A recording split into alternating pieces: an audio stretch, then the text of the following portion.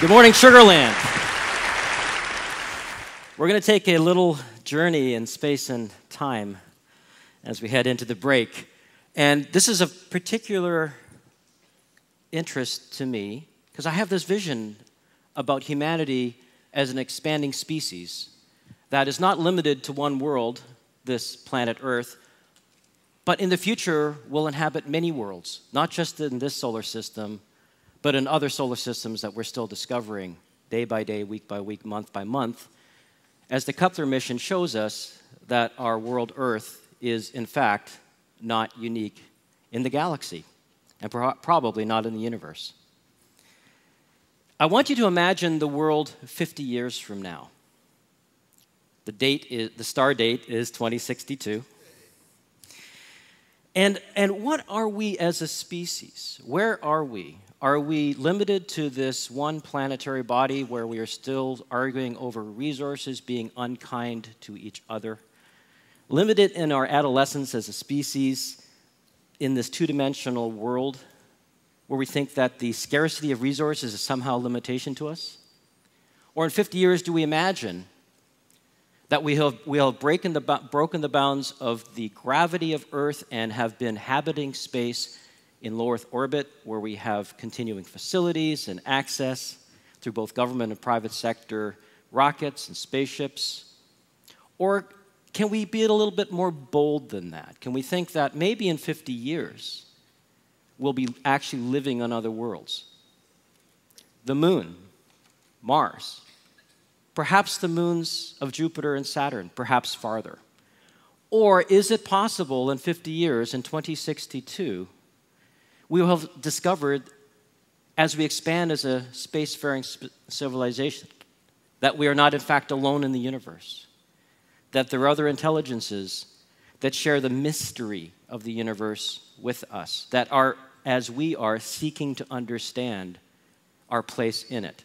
Could we be joining the Encyclopedia Galactica? Could there be this universal knowledge with civilizations and species that are perhaps thousands, millions, or maybe billions of years in advance of where we are in our infancy as a species? Where could we be in 50 years? Where were we 50 years ago? How many in this audience remember where we were 50 years ago? Look around. This is about the inspiration of the next generation. I was an orphan of Apollo. I remember watching Neil and Buzz bouncing around, vaguely, on those TV screens. As I was watching Star Trek, where we as a species were boldly going where no one has gone before. As Stanley Kubrick and Arthur C. Clarke were painting the screens in the theaters with 2001: A Space Odyssey and blowing our mind about what might be possible as we learn that our myopic ideas of what it is to be alive, right, are completely eclipsed by the reality of the universe once discovered. So orphans of Apollo, like myself, grew up with this expectation that as we graduated college and university, we would be part of this fantastic future. We'd be going to Mars. We'd be flying through the stars on starships. Of course, that didn't happen. As a species, we went to the first world, the moon, in 1969, July 20th, and for the very first time, human footprints touched another world. It took less than a decade to do that, this fantastic initiative by humanity, driven by a passionate president of a certain nation called the United States, that set in place a goal that was so audacious. The technology didn't exist. The materials that had to go into the technology that had to be invented didn't exist. It was slide rules, ladies and gentlemen. and President Kennedy said, we shall do so within a decade. Where's that boldness today? We did it. But faster than we had achieved it, much faster, we abandoned it. We set foot on another world for the first time in 1969, and we left in 1972, never to return. Why? We had taken those first tentative steps off our first world onto another world, this planetary archipelago. The moon gives us this island on the horizon. And were we Polynesians, perhaps seeing these islands, we would be inspired to invent the technologies and learn how to paddle in our waters close to our shore before we venture off under other worlds. What a wonderful neighbor, what a wonderful circumstance we have to have this moon so convenient. But we abandoned it. But those of us that were so inspired by those events said, we want this future. We want to invent it ourselves. Today you see a whole new excitement and vision and drive towards space. You see not just the fantastic achievements by NASA, who continues to explore and press the frontiers, and as we see with the fantastic landing of Curiosity on Mars, how many saw that wondrous event? I mean, my gosh, I was stunned. My jaw dropped. They actually did it. That was amazing engineering that also cost $2.6 billion and involved thousands of people. NASA does wonderful, wonderful things. But what's happened in the last 50 years is NASA has also become wrapped around the axle of repetitive technologies and transportation, where in the past in many other industries, the examples have been when one thing has to be done once, it's likely a government. When something has to be done over and over and over again, it's likely a business opportunity. So in aviation, we saw the initial R&D and risk reduction taking place through government investments, and then the private sector took over, and we can fly from New York to Paris for $500 now, unlike the achievement that Charles Lindbergh had to aspire to in 1927 to do so himself, which took the attention of the world, much like the first steps on the moon took the attention of the world. Today we have the Richard Bransons, the Elon Musks, the Jeff Bezos of the world, the Paul Allens, the Naveen Jains. Those people who gave us a whole complete revolution in computer technology are now investing their wealth in achieving the private sector destinations in space. Right now, we have more capital invested, focused in so few people, that has never before happened in history. You and I can now buy a ticket to space. In 2004, Spaceship One flew to space for the first time, a private spaceship. Now Virgin Galactic is commercializing that opportunity where it's going to be an industry. Unlike what happened in Apollo, now we have private companies reaching for the moon, myself included.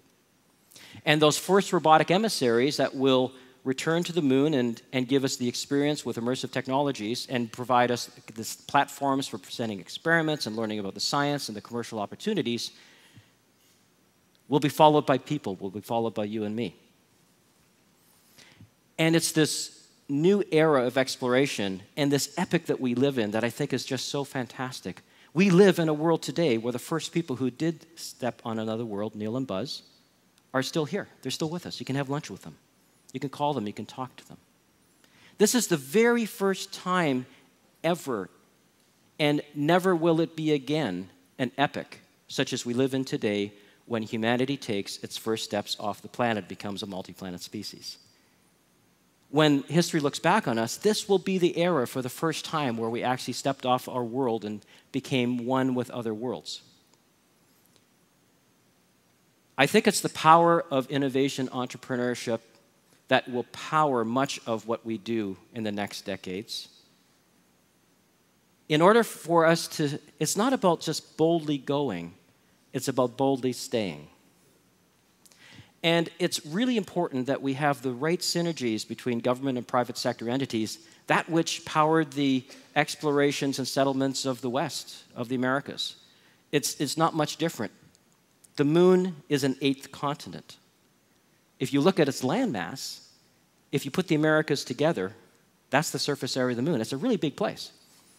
And we've barely scratched the surface, maybe a fraction of a percent of exploring that world. 12 human beings have walked on it. And only a handful of robotic landers have explored it. The information that's coming back from probes that are circling the moon right now is revealing an entirely different world than we thought was there in the 1960s. We thought it was a dead, dry rock. Well, guess what? It's not. There's water on the moon. Lots of water. Great lakes of water. It's not easy to get. It's frozen. It's largely dispersed in the regolith uniformly around the moon, and it's concentrated at the poles, but it's there. And there are other volatiles there.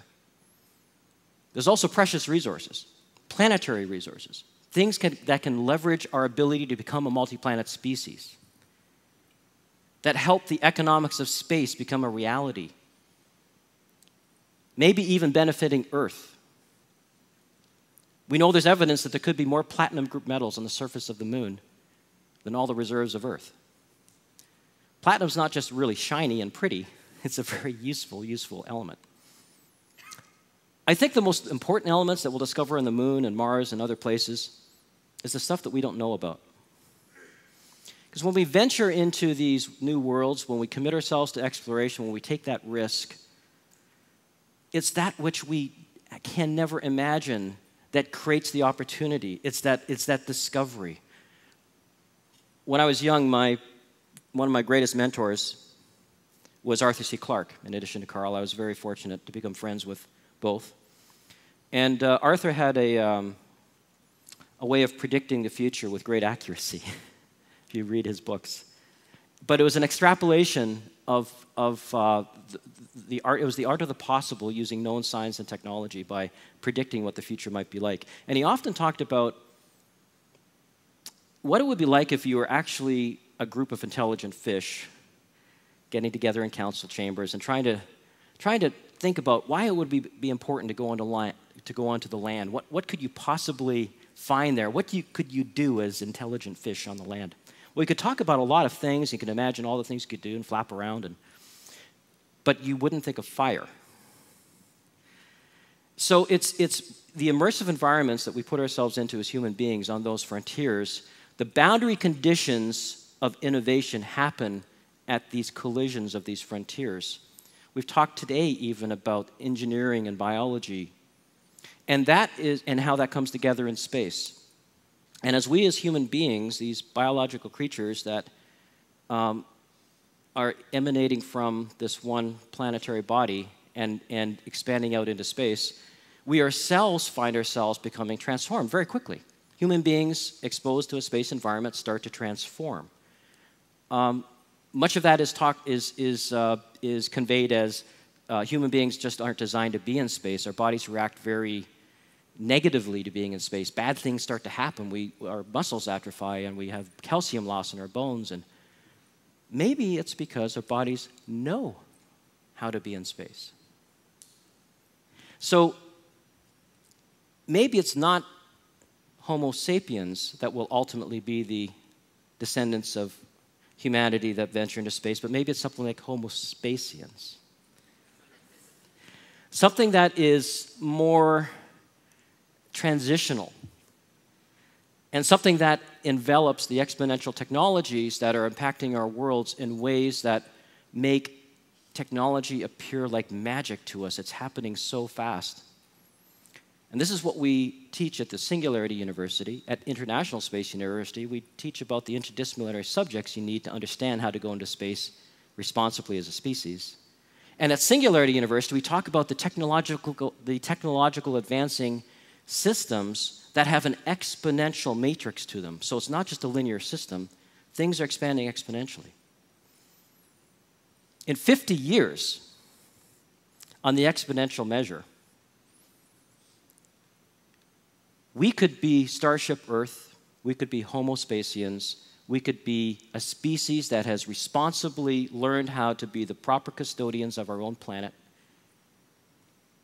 have found the infinite resources in space to feed us as a growing organization, make sure that nobody is wanting anything. And one of the ironic properties of space is that there is more wealth in space, there are more resources in space than anything here on Earth Everything that we argue about, minerals, volatiles, real estate, everything that causes so much human strife here on this planet is available in infinite quantities. And the most important element is energy. As we go into space, a complete new resource opens up to us. It's like we're fighting over crumbs and we're in a supermarket. The future is one of wonderment.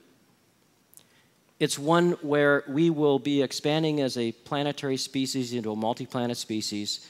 The moon will be one of the very first steps to learn how to responsibly and economically, boldly stay in space as we learn to use the resources of the world in which we have explored. We can't take everything with us, which has been pointed out.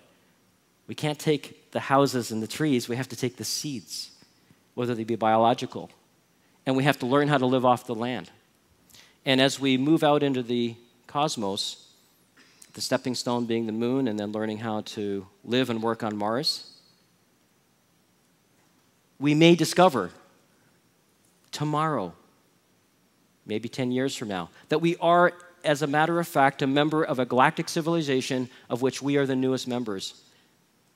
And this question of whether we are alone in the universe is one that it answers very fundamental questions in our soul. And it's one that is a complete mystery because the answer, no matter whether it's positive or negative, is so profound.